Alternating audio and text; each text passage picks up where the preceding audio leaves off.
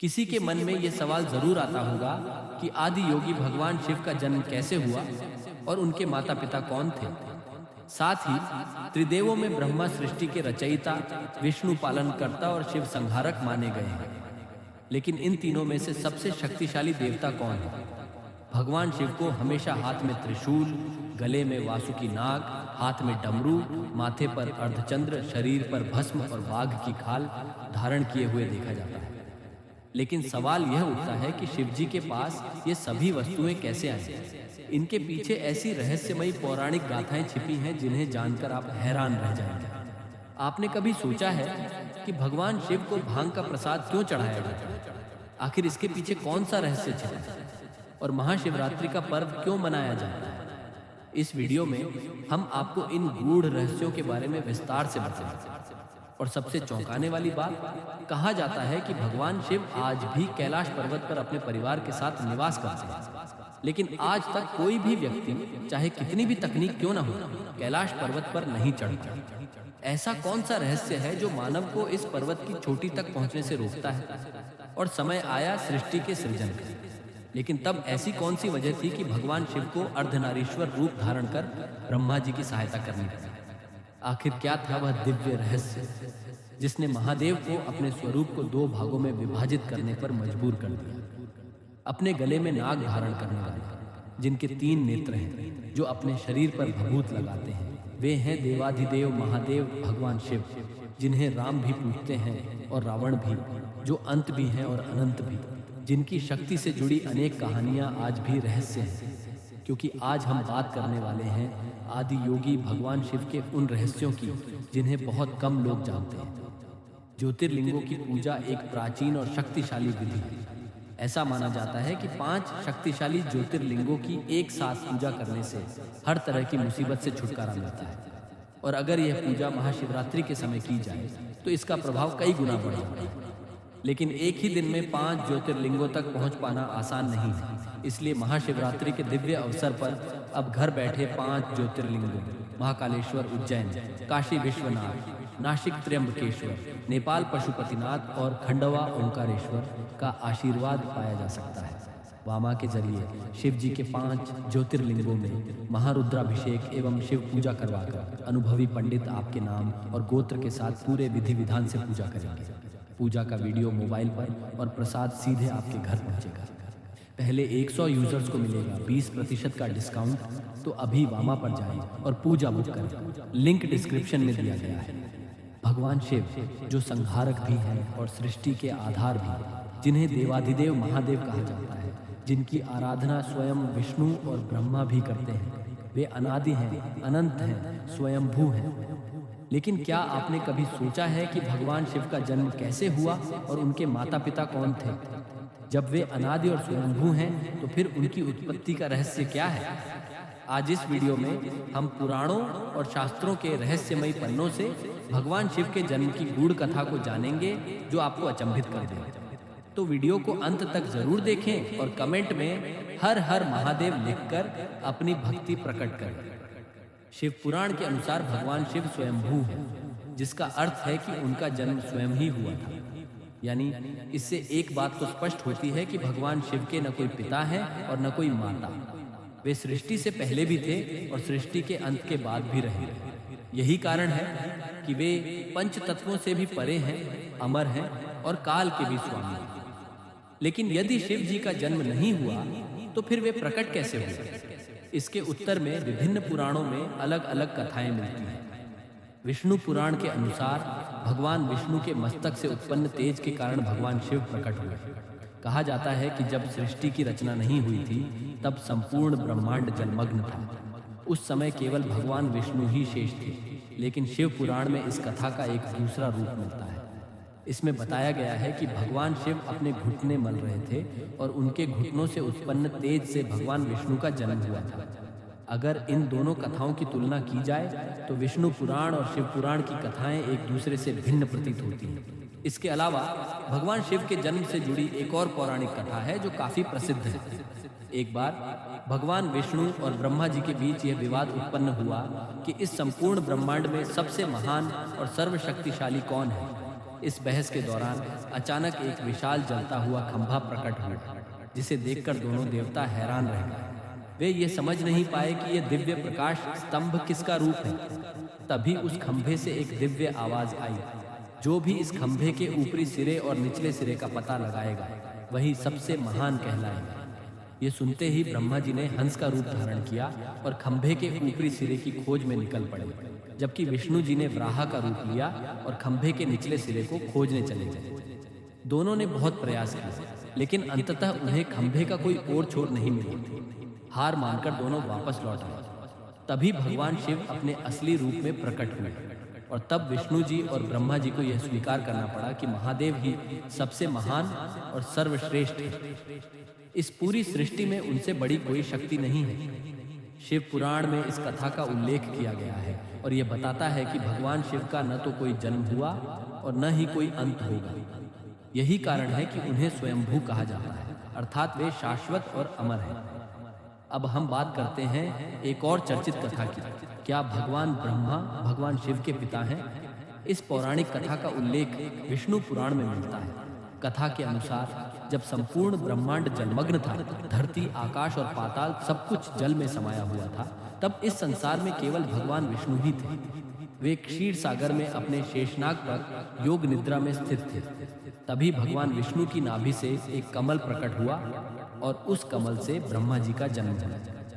ब्रह्मा जी और विष्णु जी सृष्टि की रचना को लेकर चर्चा कर ही रहे थे कि अचानक भगवान शिव प्रकट हुए। लेकिन जब ब्रह्मा जी ने उन्हें पहचानने से इनकार कर दिया तो भगवान शिव नाराज होकर अंतर्ध्यान हो गए।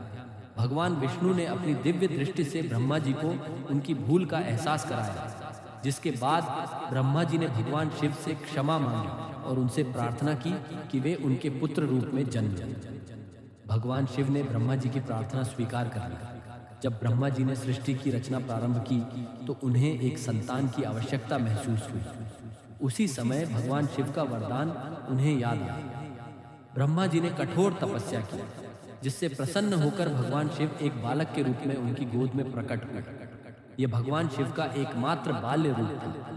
जब ब्रह्मा जी ने बालक शिव से उनका नाम पूछा तो शिव रो रहे थे। तब ब्रह्मा जी ने उनका नाम रुद्र रखा, जिसका अर्थ होता है रुदन करने वाला। लेकिन इसके बावजूद भी बालक शिव शांत नहीं हुए। अंततः उन्हें शांत करने के लिए ब्रह्मा जी ने भगवान शिव को 108 नाम प्रदान किए।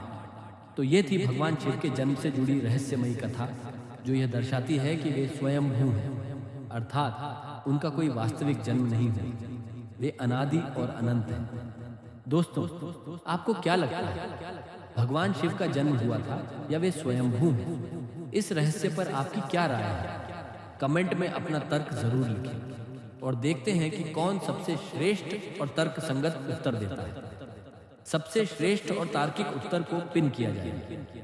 अब बात करते हैं भगवान शिव के गले में विराजमान नाग के बारे में, जो महादेव के पास कैसे आया और इसकी पौराणिक कथा क्या है। जिस नाग को आप भगवान शिव के गले में देखते हैं उसका नाम वासुकी है।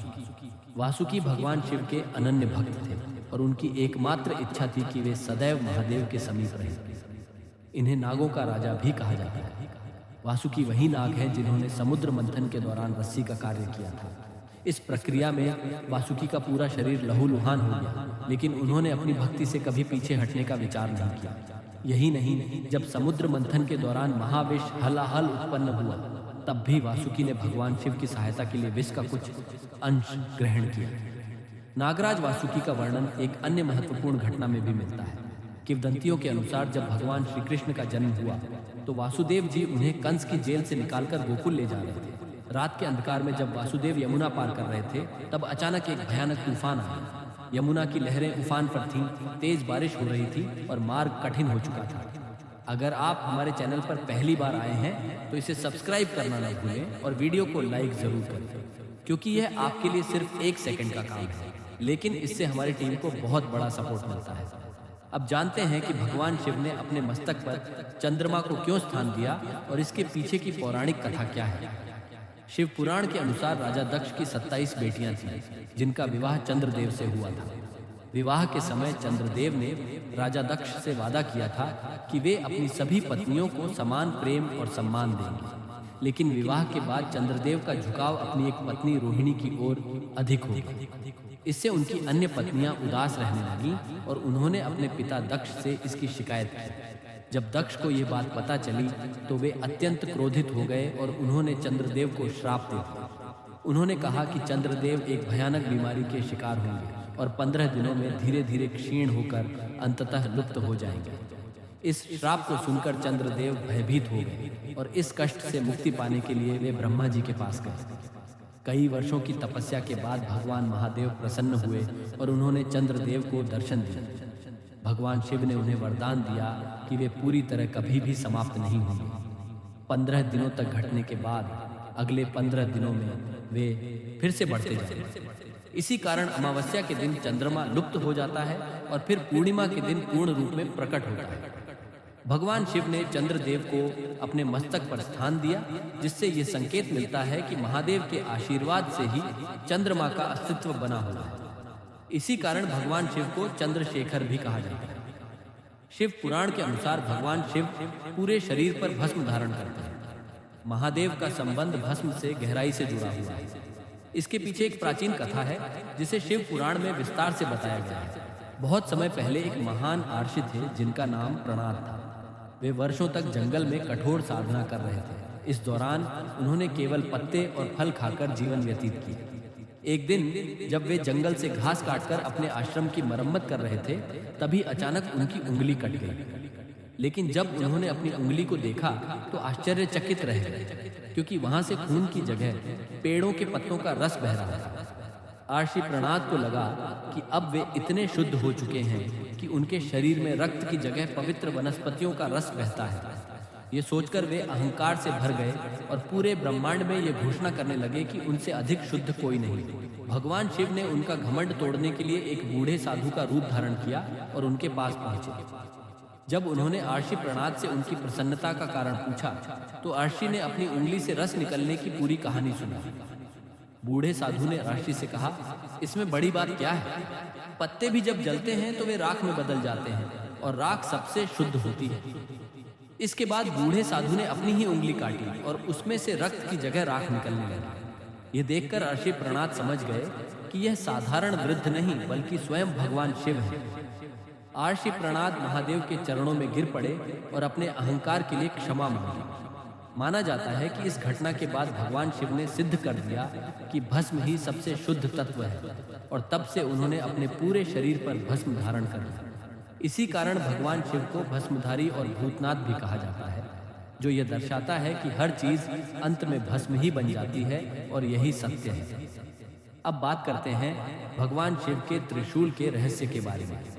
पौराणिक कथाओं के अनुसार त्रिशूल का निर्माण स्वयं भगवान शिव ने किया था, लेकिन यह हमेशा से उनके पास नहीं था। भगवान विश्वकर्मा ने यह दिव्य अस्त्र भगवान शिव को उपहार में दिया था।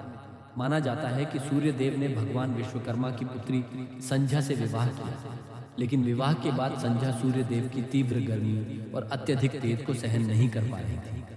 उन्होंने अपने पिता भगवान विश्वकर्मा से इस समस्या का समाधान निकालने की प्रार्थना की।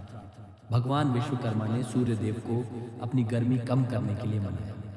सूर्य देव ने अपनी शक्ति का एक चौथाई भाग अपने पास रखा और शेष त्याग दिया, लेकिन यह ऊर्जा इतनी तीव्र और विनाशकारी थी कि इससे पूरी धरती जल सकती थी। भगवान विश्वकर्मा ने अपनी दिव्य शक्ति से इस ऊर्जा को नियंत्रित किया और उसे एक दिव्य शस्त्र के रूप में ढाल दिया। यही भगवान शिव का त्रिशूल बना। भगवान विश्वकर्मा को पता था कि इस त्रिशूल को धारण करने की शक्ति केवल भगवान शिव के पास है, क्योंकि केवल महादेव ही ब्रह्मांड की विनाशकारी शक्तियों को नियंत्रित कर सकते हैं। इसलिए उन्होंने यह त्रिशूल भगवान शिव को समर्पित कर दिया।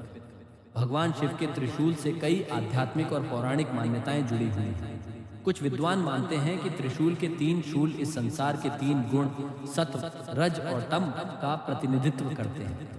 अब बात करते हैं भगवान शिव के डमरू के रहस्य की। पौराणिक मान्यताओं के अनुसार भगवान शिव डमरू के साथ प्रकट हुए थे। जब सृष्टि की रचना हुई तब इस संसार में कोई ध्वनि नहीं थी। जब माता सरस्वती प्रकट हुई तो सृष्टि में ध्वनि का संचार हुआ, लेकिन उसमें स्वर और ताल का अभाव था। तब भगवान शिव ने नृत्य करते हुए अपने डमरू को 14 बार बजाया।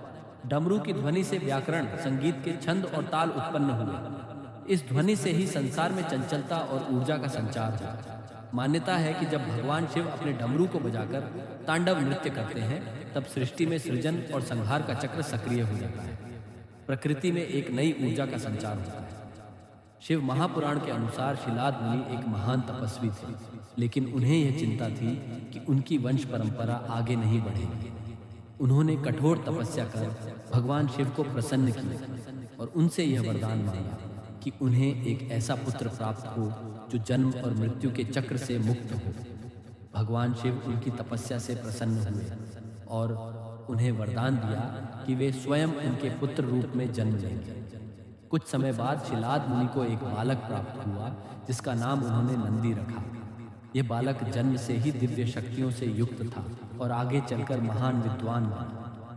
जब नंदी को ज्ञान हुआ कि संसार में मृत्यु अटल है, तो वे अत्यंत दुखी हुए। तब शिलाद मुनि ने उन्हें भगवान शिव की आराधना करने की सलाह दी। नंदी ने कठोर तपस्या की, जिससे प्रसन्न होकर भगवान शिव ने उन्हें अपना अनन्य भक्त और अपने गणों का अधिपति बना दिया। भगवान शिव ने नंदी को अमृतत्व का वरदान दिया और उन्हें अपना वाहन बनाया। साथ ही उन्होंने घोषणा की कि जहां भी नंदी की पूजा होगी, वहां उनकी भी आराधना की जाएगी। यही कारण है कि हर शिव मंदिर में नंदी की मूर्ति भगवान शिव के समक्ष विराजमान होती है। नंदी के विवाह की भी एक कथा है। भगवान शिव ने मरुतों की पुत्री सुयशा से नंदी का विवाह करवाया था। इससे यह सिद्ध होता है कि वे केवल एक वाहन ही नहीं, बल्कि एक महत्वपूर्ण दिव्य शक्ति भी है। अब जानते हैं कि भगवान शिव को भांग का प्रसाद क्यों चढ़ाया जाता है। अगर भगवान शिव भांग पी सकते हैं तो हम क्यों नहीं? ये सवाल वाराणसी की गलियों और घाटों में अक्सर गूंजता है। इसकी वजह एक मान्यता है जिसके अनुसार भगवान शिव भांग का सेवन करते थे। पौराणिक कथा के अनुसार जब समुद्र मंथन से हलाहल विष उत्पन्न हुआ, तो पूरी सृष्टि को बचाने के लिए भगवान शिव ने उसे अपने कंठ में धारण कर लिया। लेकिन हलाहल इतना प्रचंड था कि इसके प्रभाव से उनके गले में भयंकर जलन होने लगी। तब माता पार्वती ने इस जलन को शांत करने के लिए उन्हें भांग अर्पित की। अथर्ववेद के अनुसार भांग के पत्तों में ऐसे औषधीय गुण होते हैं जो शरीर में शीतलता उत्पन्न करते हैं। यही कारण बताया जाता है कि शिवजी ने इसका सेवन किया। शिवजी को तंत्र और ध्यान का देवता भी कहा जाता है और वाराणसी के अघोरी बाबा तथा नागा साधु मानते हैं कि शिवजी भांग का सेवन कर गहरी साधना में लीन होते थे। हालांकि ग्रंथ यह भी बताते हैं कि भांग का अधिक सेवन व्यक्ति की मानसिक स्थिति को प्रभावित कर सकता है और इसके दुष्परिणाम गंभीर हो सकते हैं। क्या आज की युवा पीढ़ी श्रद्धा के नाम पर भांग और गांजे का सेवन करके अपना जीवन बर्बाद कर रही है? क्या यह आस्था का हिस्सा है या एक गलत आदत? कमेंट में अपनी राय जरूर लिखें। आपके